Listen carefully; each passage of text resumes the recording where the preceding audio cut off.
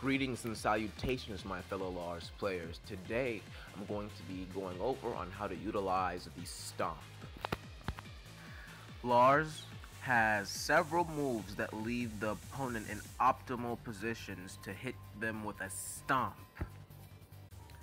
Those moves include Sidestep 2, Counter Hit Down 2, While Standing 2-1, Counter Hit, and down forward 1+2.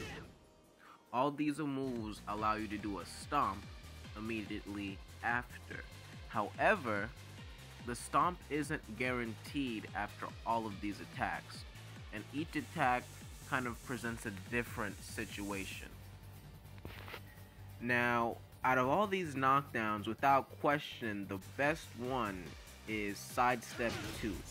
It gives you an absolute guaranteed stomp for around 40 damage, and there's no way for them to get out of the stomp.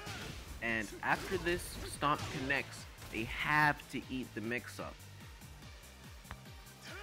The mix-up being that you can go into your stance after you hit your stomp, which is probably one of the coolest things about Lars. Now, after the stomp, the only move that can be interrupted is Silent Entry 2. Everything else they'll be counter hit out of and either be launched or on a very uncomfortable position on the ground.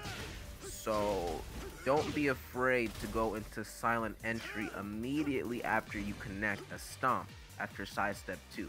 You get some juicy mix-ups. If you haven't started using this move, please, for the love of Lars, start using it.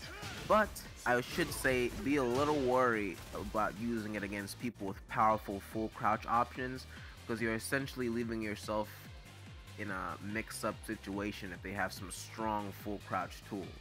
So just keep that in mind. The next move that allows you a stomp is down 2 on counter hit.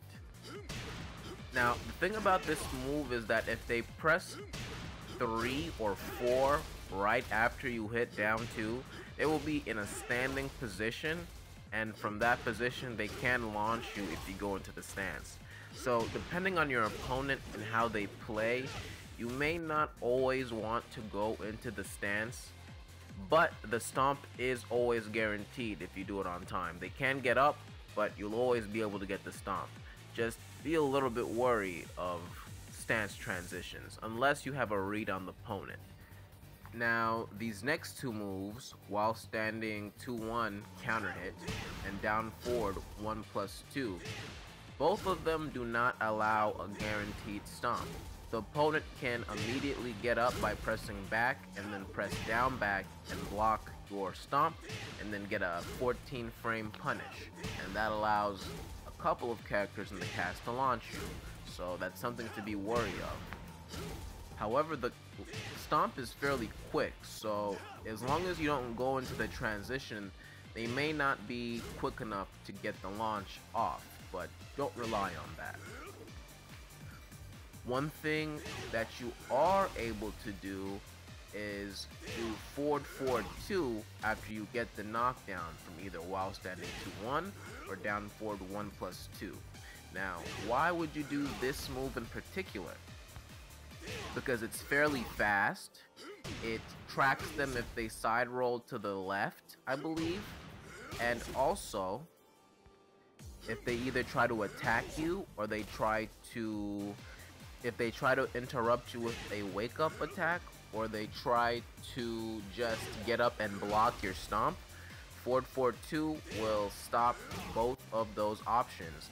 So it covers about 3 out of their 5 options. They can just side roll to the right or stay on the ground and they'll be fine. But it's a very great compliment to people who know how to respond to the stomp. So use the stomp not being guaranteed after these two moves to your advantage. If you ever spot your opponent blocking, go ahead and go right for those forward 2s. Or if you see them almost try to block it, don't allow them to block it and just go for the forward 2 anyway, because you anticipate that that's what they're trying to do. And most of the time they're trying to stand up and do something, and it will catch them.